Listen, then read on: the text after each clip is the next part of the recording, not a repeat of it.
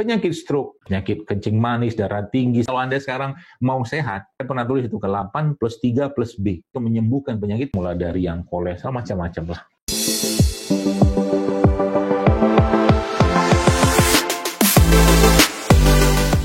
Anda atau kita kalau beli mobil sebelah mungkin mobil Toyota. Mobil Toyota itu kan misalkan mobil itu Toyota, maka pabrik Toyota pasti akan kasih manualnya gitu kan, instruksi atau manual instructionnya seperti itu. Ya untuk memperbaiki ini kapan servis segala macam. Ya sebenarnya manusia juga sama. Kita punya manualnya tanda kutip yang ada pada Al-Qur'an. Maka ada jadwal servisnya. Jadwal servis tahunan namanya puasa Ramadan. Jadwal servis katakanlah bonus pasca tahunan namanya puasa Syawal. Jadwal servis setelahnya ada Senin Kamis. Jadwal servis berikutnya ada puasa Ayyamul Bid per bulan, per minggu, dan per waktu-waktu tertentu. Itu kan jadwal servis. Jadi Masya Allah, ada tadi pagi saya sempat diskusi dengan istri. Kebetulan istri saya, nggak kebetulan sih, istri saya seorang dokter penyakit dalam. Saya bilang, ya sebenarnya kalau kita bicara tentang puasa aja, ya. Ada 30 hari Syawal, ada 6 hari Syawal. Tanggal Ramadan, 6 hari Syawal, Senin Kamis, Ayyamul Bid, puasa-puasa sunnah, sampai terakhir puasa Daud. Ya. Dan ini Bapak Ibu sekalian justru malah diaplikasikan, ya, diaplikasikan oleh saya ada membaca itu buku judul The Longevity Solution. Jadi 2 dokter di Kanada, seingat saya, yang mereka menerapkan pola-pola ini, tapi mereka nggak sebutkan. Jadi mereka sebutkan tentang fasting twice a week, kemudian fasting 3 days a month, seperti itu. Yang saya jujur ketawa aja, bilang sayang nih orang nggak kenal Islam, saya bilang. Subhanallah ya. Dan yang menariknya ya, buku Longevity Solution atau mungkin sebelah mungkin pengalaman empiris mereka atau pengalaman mereka dalam menerapi pasien-pasien tadi semua berbasiskan kepada konsep puasa tadi. Sehingga orang-orang yang 15 tahun, 20 tahun itu menggunakan insulin, subhanallah bisa bebas insulin. Terus sekalian. Jadi ini kuncinya sebenarnya. Kunci dari mana akar masalah sekarang penyakit ini bermula sebenarnya. Ya, kita sudah tahu bahwa akar ini bermula dari ketidakmauan, ketidakmampuan atau belum kepedulian lah mungkin manusia-manusia zaman sekarang khususnya untuk mengendalikan hawa nafsunya. Ya, sekarang saya tidak melarang atau saya tidak mengomentari tentang bisnis kuliner. Tapi bisnis kuliner saat ini tuh sudah benar-benar membuat manusia itu kayak terikat dengan itu. Islam itu sekalian seorang mukmin itu kalau makannya makan aja lah. Nggak usah neko-neko gitu kan. Ya, orang-orang Barat membuat itu semua menjadi sesuatu yang rapi segala macam, dibingkai sana sini segala macam ya. Padahal sebenarnya kalau lagi-lagi saya sampaikan, kalau kita kembalikan pada bagaimana petunjuk Rasulullah SAW tentang itu, maka selesai semua. Contoh, kalau kita ambil hadis Nabi SAW, Nabi mengatakanlah bejana yang paling buruk dalam tubuh manusia itulah perutnya. Maka kalaulah kalian mau makan, kata Nabi SAW, maka sepertiga untuk makan, sepertiga untuk minum, sepertiga untuk darah. Konsep ini saja kalau kita pakai, maka harusnya nggak banyak penyakit degeneratif sekalian. Nggak banyak. Orang makan kita akhirnya dari konsep sepertiga tadi, akhirnya kita katakan bahwa makan itu bukan untuk kenyang. Tapi makan itu memenuhi hak tubuh. Kalau mungkin dijelaskan lebih detail lagi, maka makan itu adalah makan itu cara kita menguatkan atau menegakkan tulang-tulang sulbi kita agar bisa beribadah kepada Allah. Selesai. Penyakit stroke, penyakit kencing manis, darah tinggi segala macam, tanyalah kepada yang terkena itu gitu kan, semoga Allah sembuhkan pastinya. Apakah mereka lebih dominan dengan berlebihan dalam urusan makan atau mereka lebih banyak berpuasa? Tidak mungkin. Kalau orang yang banyak puasa, orang yang dominan makan sayur atau buah-buahan seperti dalam surat Al-Waqiah 20-21 itu, kalau katakan buah itu dimakan sebelum makan berat. Begitu yang saya tulis dalam buku saya, dan memang begitulah yang Al-Quran jelaskan. Memang, dan kalau itu diterapkan maka Masya Allah ya. Ya, tadi konsep sepertiga tadi. Kan sederhana, subhanallah, sederhana. Tapi itu efeknya luar biasa. Jadi akhirnya kalau kita bicara, misalkan kita pakai pola ini aja. Misalkan kita ngitung ya, satu hari itu kebutuhan kalori manusia dewasa sekitar 2.000 sampai 2.200 kalori. Kalau pakai sepertiga tadi, Bapak sekalian, maka otomatis seseorang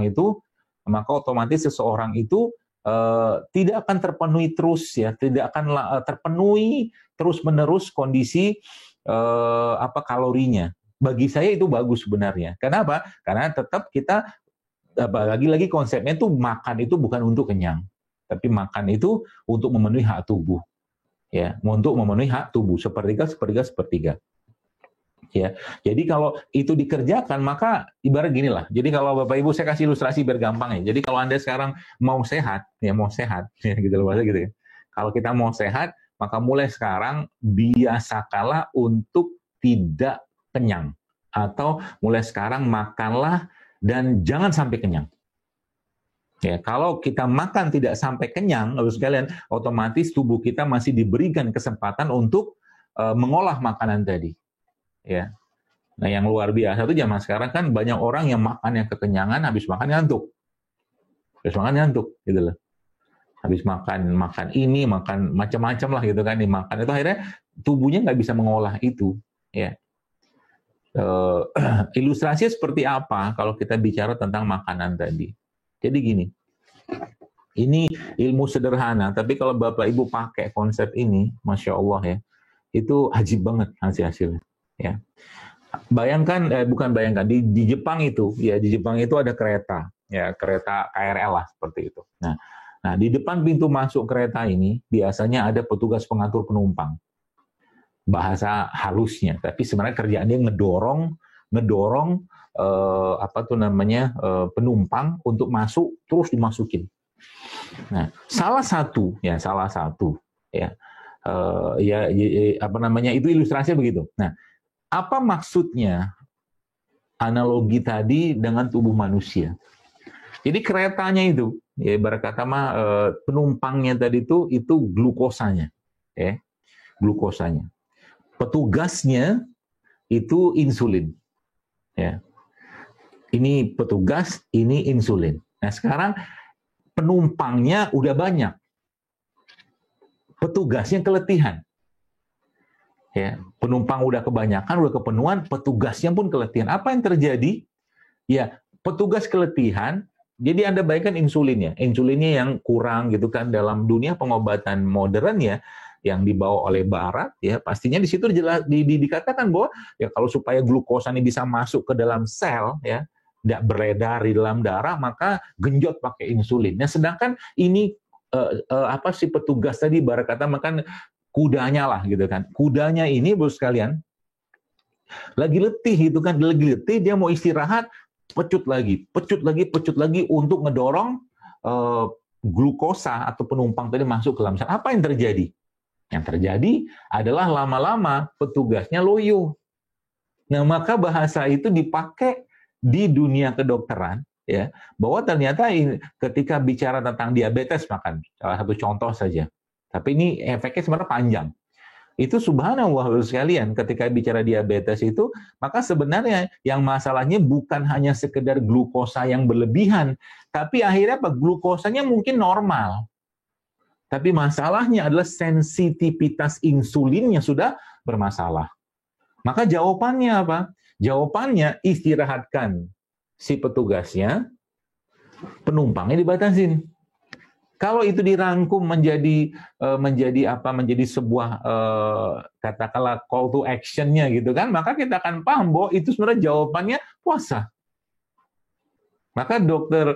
James Dinnick sama Dr. Jason Fung itu memang dia bikin satu klinik puasa di Kanada, sekalian. Dan orang-orang yang mereka terapi di sana itu yang 15 tahun, 20 tahun pakai insulin, subhanallah, akhirnya itu bisa bebas dari insulinnya. Simpel kan, simpel konsep puasa. Baru satu konsep tuh sekalian. Belum lagi kita cerita tentang tahajud, ya. Yang penelitiannya juga sudah ada. Growth hormon yang berlimpah luar biasa di kala malam hari, ya. Itu ternyata kita bisa rasakan, dapatkan dalam keadaan alert ketika kita sedang bangun malam dalam keadaan sholat. Saya pernah sampaikan waktu itu di sebuah kajian juga waktu itu di rumah sakit Islam apa, saya bilang gini, ya, kalau seandainya kita betul-betul menerapkan pola-pola keseharian Rasul dalam kesehatan, ya, contoh, jangan tidur habis subuh, jangan tidur habis asar, jangan tidur pada maghrib, itu tidur-tidur yang dilarang oleh Nabi kita SAW. Karena tidur ketiga tempat atau ketiga waktu tadi itu akan melemahkan organ kita. Banyak orang kena stroke jantung justru malah di pagi hari ketika mereka tidur. Sekalian. Dan padahal jawabannya itu sebenarnya sudah dimulai. Jadi bagaimana petunjuk tidurnya Nabi? Nabi tidur ba'da isya. Umumnya seperti itu. Kemudian beliau tengah malam bangun. Ya, jam 1, jam 2 kita bangun. Ya, kemudian beliau terus sholat sampai menjelang subuh. Subuh nanti antara azan dan iqamah subuh beliau sebentar berbaring, nanti terus sampai syuruk, ya. Nanti baru beliau tidur lagi sallallahu alaihi wasallam ketika menjelang zuhur atau sesudah zuhur. Itu tidur Nabi. Urusan tidur saja kita nggak ngikutin, gimana mau sehat? Urusan makanan Nabi saja seperti saat Nabi menasehati kepada Umar ya, bin Abu Salamah, ya, anak putra tiri beliau dari anak Abu Salamah radhiyallahu anhu. Itu kan Nabi menjelaskan ya bagaimana adab makan. Kita makan Nabi aja nggak paham. Ya, kata Nabi, "Bala ta'kulu qa'iman." Jangan makan berdiri, kata Nabi.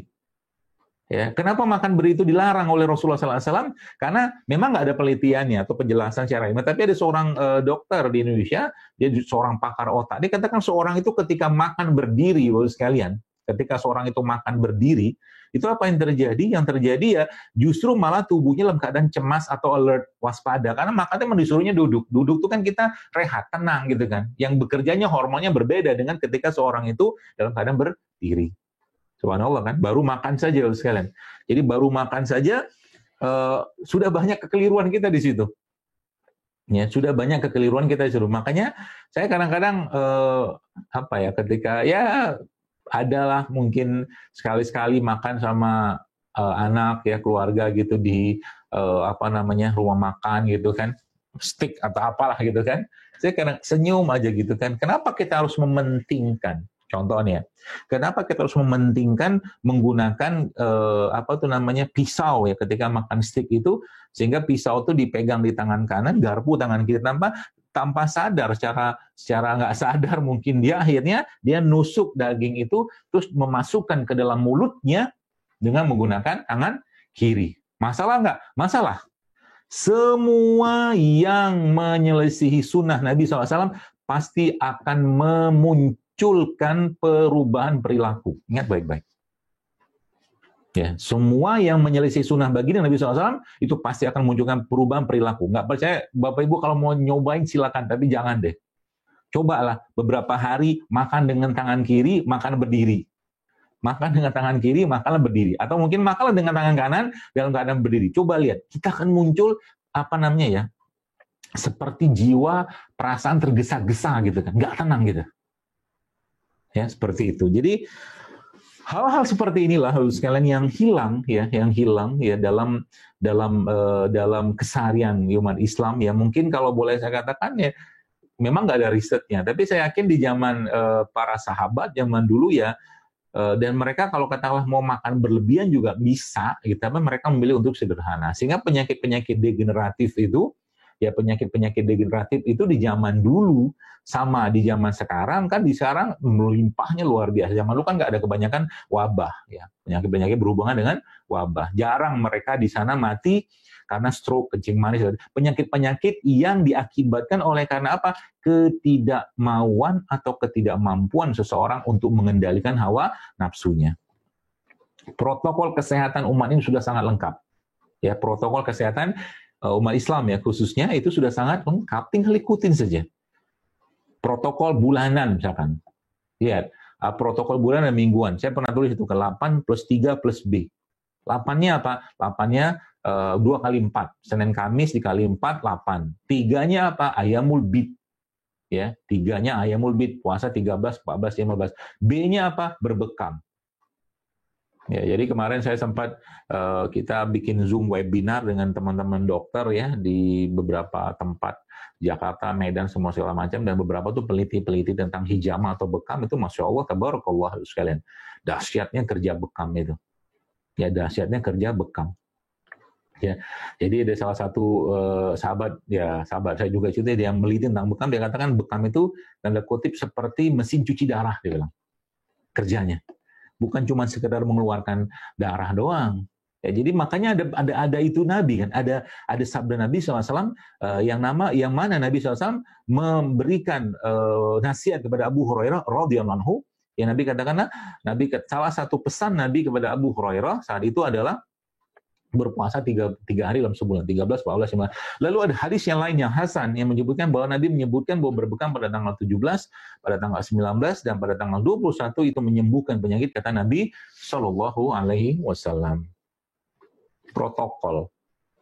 Jadi kalau sekarang Bapak sekalian ya, kita ada seseorang yang maaflah diberi Allah ujian sakit, coba bermuhasabah. Muhasabah kira-kira adakah protokol-protokol Al-Quran, adakah protokol-protokol hadis Nabi SAW yang dilanggar itu? Pasti ada, nggak mungkin nggak ada. Contohnya misalnya begini, orang yang maaf lah mungkin karena penyakit kolesterol lah misalkan, gampangnya gitu lah. Nah, protokol Al-Quran apa? Al-Quran apa tuh saya jelaskan tadi bahwa petunjuk makan dalam Al-Quran itu ada 3. Pertama halal, wa kulu mimma razaqakumullah halalan thayyiban.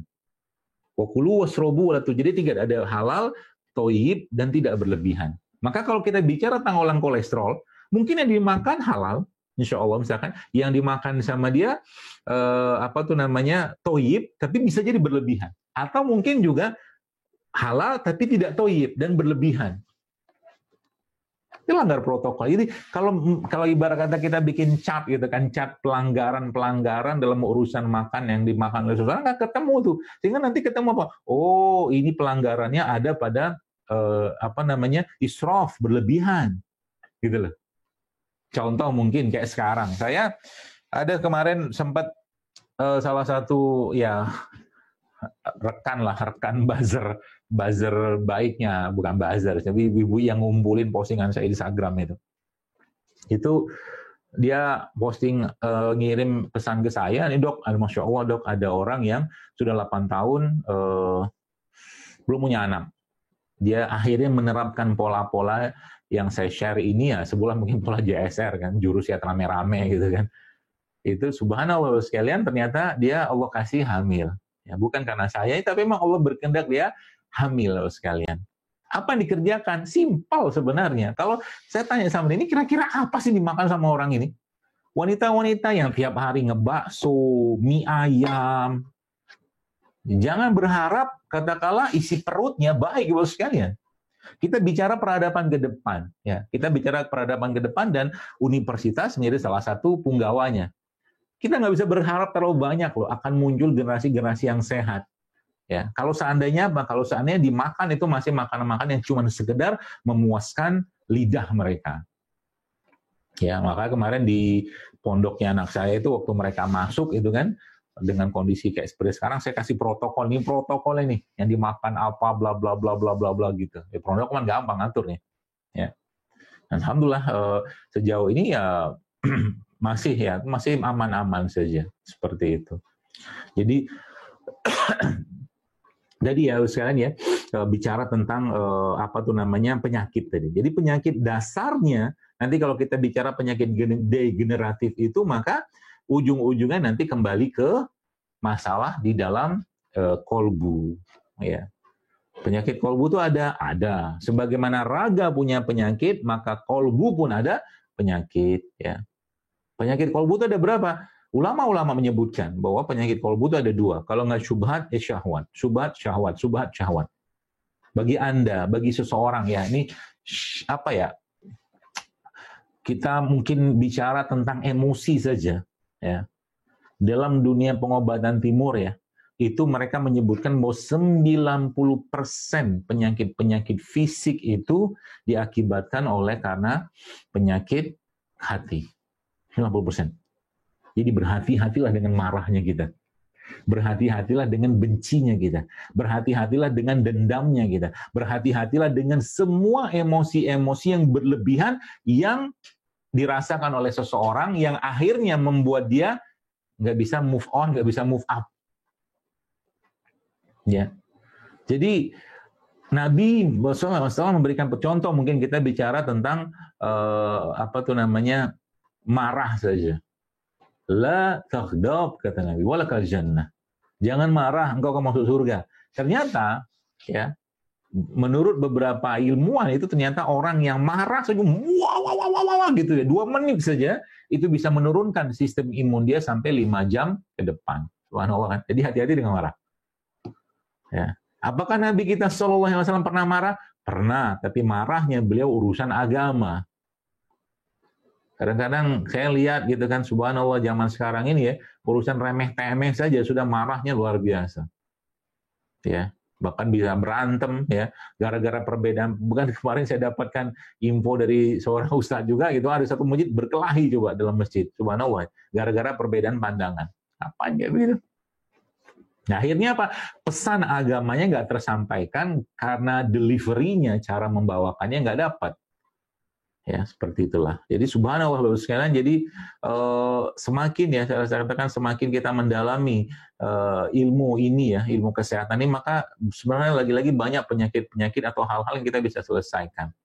Ya, bisa selesaikan dengan kembali kepada Al-Qur'an dan Sunnah baginda Nabi sallallahu alaihi wasallam. Ya, seperti itu. Jadi Masya Allah, itu ya, jadi penyakit kolbu tadi, yang saya katakan tadi ada syubhat, ada syahwatnya, kemudian pembersihan dengan detoksifikasi dengan menggunakan puasa, kemudian ada juga pembersihan dengan mengeluarkan, kalau mungkin bahasa medisnya itu causative pathological substance atau CPS melalui berbekam, dan baru masuk yang terakhir, memasukkan barang-barang atau makanan yang halal, thayyib, dan tidak berlebihan.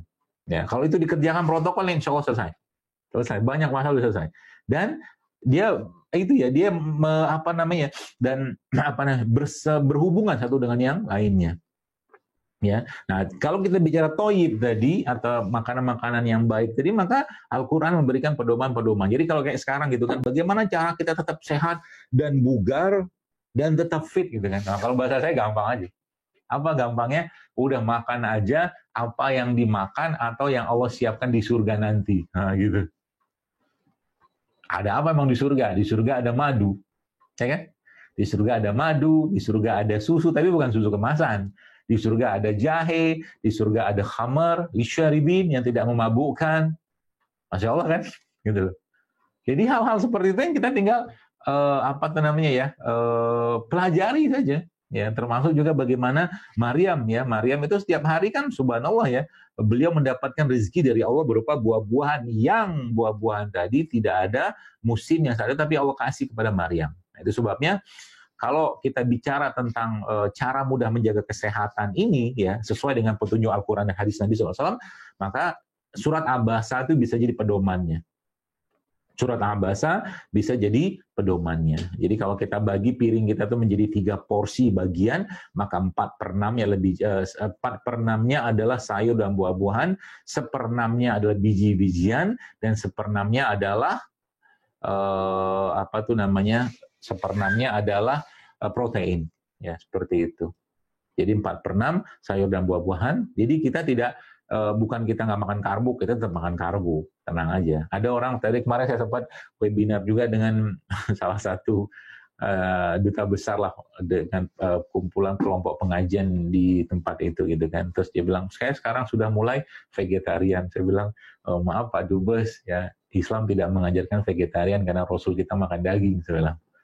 Ya, termasuk juga konsep mens sana in corpore sano. Ya, saya sih nggak sepakat banget dengan konsep itu. Ya, bahasanya kan di dalam tubuh yang kuat terdapat jiwa yang sehat. Menurut saya kayaknya nggak pas, nggak benar gitu kan. Karena apa? Kalau pakai konsep itu, ya kita mungkin akan bingung nanti kalau main-main ke rumah sakit jiwa. Saya bilang di rumah sakit jiwa itu kan orangnya sehat-sehat fisiknya, tapi jiwanya kan nggak sehat. Ya, maka Islam mengenal apa? Mengenal konsep yang diajarkan oleh Nabi SAW, yaitu izal solahat ya, wa inna fil jasad mudghah, kata Nabi. Izal solat jasad kulluhu, wa izal fasadat fasada jasad kulluhu. Ketahuilah dalam tubuh manusia itu terdapat segumpal daging. Kalau dia baik, baiklah semua. Kalau dia rusak, rusaklah semua. Maka kata Nabi SAW, ketahuilah daging itu adalah hati atau kolbu tadi. Seperti itu. Jadi subhanallah ya. Jadi apa tuh namanya? Saya pribadi semakin hari semakin katakanlah belajar lah ya, bukan mendalami, belajar ini semua tuh semakin penasaran gitu kan. Saking penasaran, Masya Allah ya, kenapa orang di surga nggak mati-mati gitu kan, ya, ternyata memang makanan-makanan yang mereka makan itu makanan-makanan terbaik. Jadi saya pernah tulis juga ada 21 jenis tumbuhan ya, atau makanan disebutkan Allah dalam Al-Quran ya.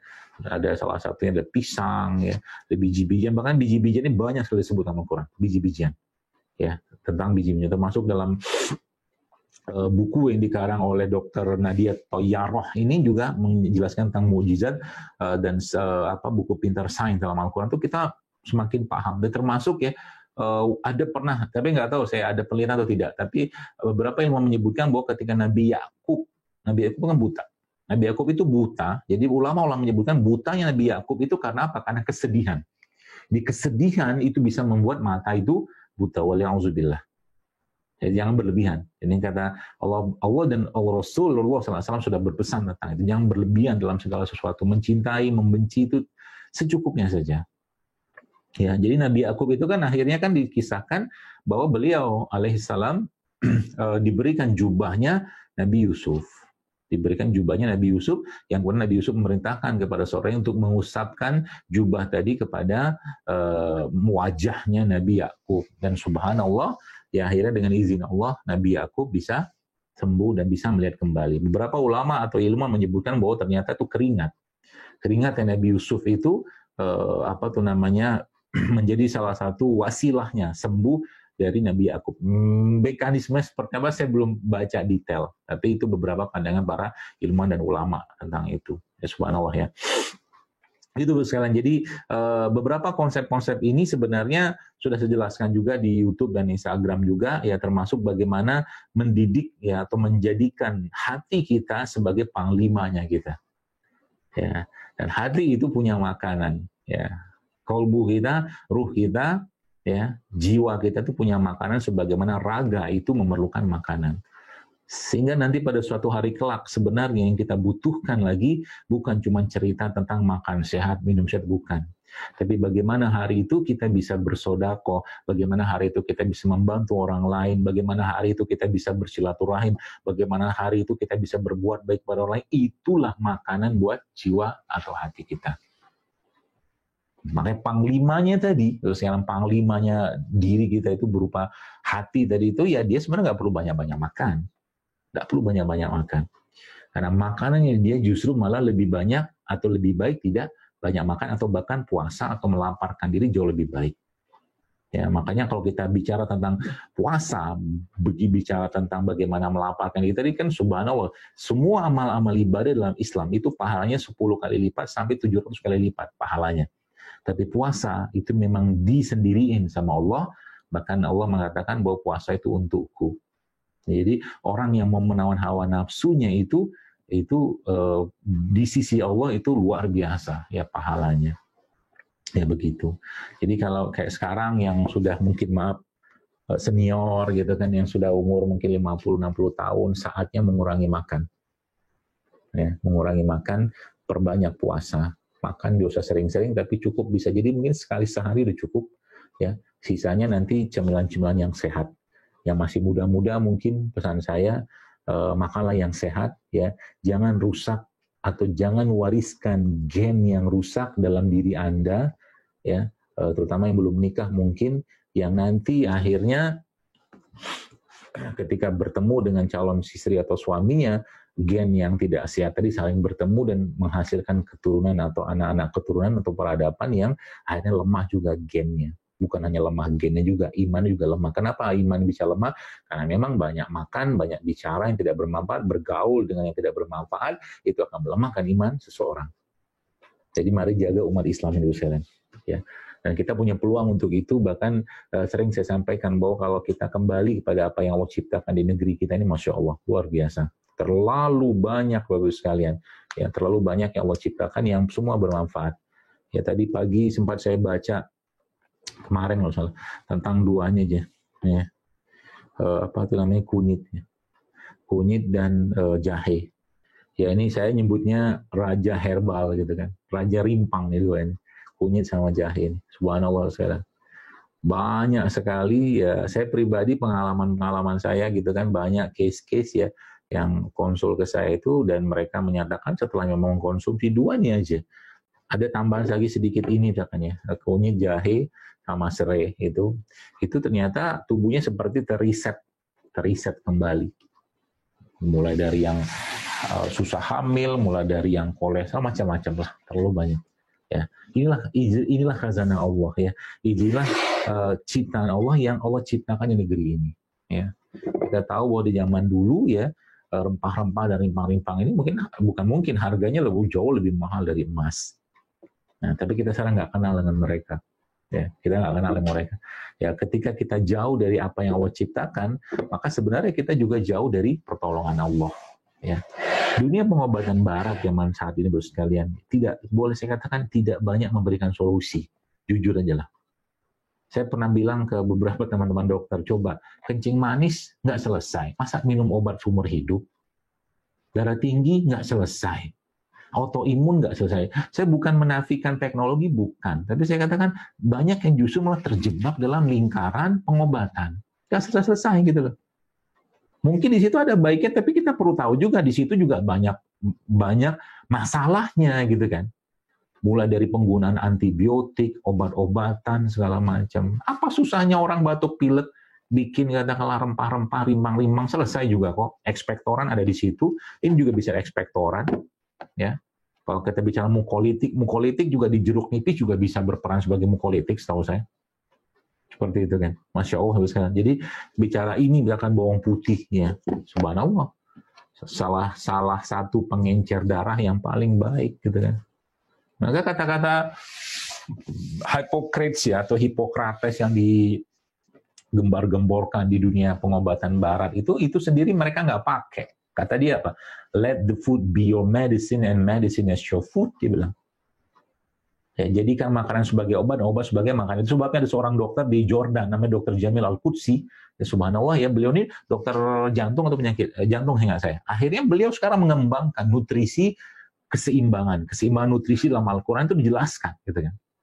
Dan beliau meriset, dan itu risetnya bukan 100, 200, ribuan, puluhan ribu pasien-pasien beliau riset dengan ternyata menggunakan konsep makanan. Baru makanan nggak bisa, barulah pakai obat, gitu loh. Maka saya pribadi memang mengajak, yuk, mari kita perbaiki pola makan kita, mari perbaiki isi dapur kita, isi kulkas kita, ya. Karena masa depan kesehatan kita memang letaknya di situ. Jadi apa yang kita konsumsi setiap hari, ya, apa yang kita serap, apa yang kita cerna, ya. Kalau bagus ya bagus dia. Nah, makanya memang dalam makanan, dalam piring yang kita makan, dalam makanan yang ada dalam piring kita itu, di situ sebenarnya ada iblis yang sedang bertengger di situ.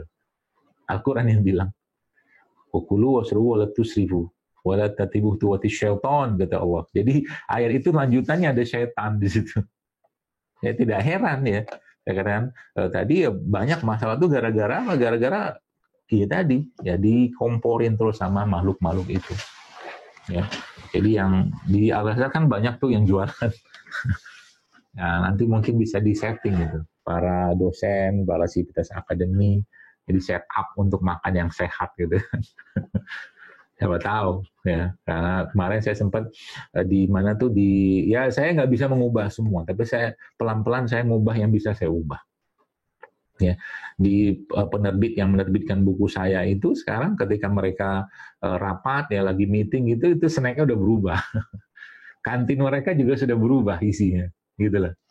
Ya, bukan lagi cuma sekedar makanan-makanan apa ya, yang tinggi karbohidrat, miskin serat ya, kue-kuean gitu kan. Ya, kita kembali aja ke makanan-makanan yang sehat ala-ala zaman dulu juga enggak masalah gitu. Ya, dan tidak perlu merasa tradisional dengan itu.